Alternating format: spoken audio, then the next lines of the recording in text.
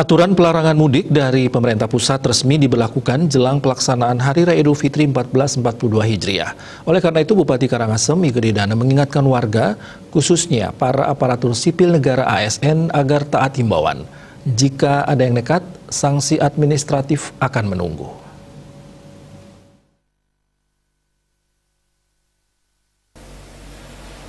Dana mengatakan jangan sampai ada yang curi start untuk mudik. Semua harus taat himbauan demi upaya memutus penyebaran COVID-19.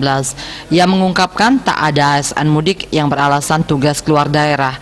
Jika memang benar sedang melaksanakan tugas, minimal harus melampirkan surat tugas dari Kepala OPD. Jika ada ASN yang nekat, pihaknya tak segan akan memberi sanksi.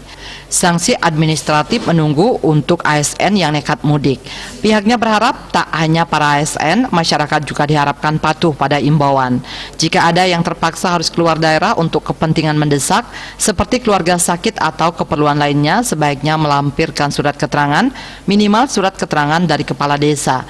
Begitu juga instansi lainnya seperti kepolisian, berharap larangan ini berlaku bersama. Dana berharap para petugas yang melakukan kebijakan pengawasan, khususnya di dermaga dan pelabuhan rakyat, agar mengawasi dengan intensif. Yunda Denpos melaporkan.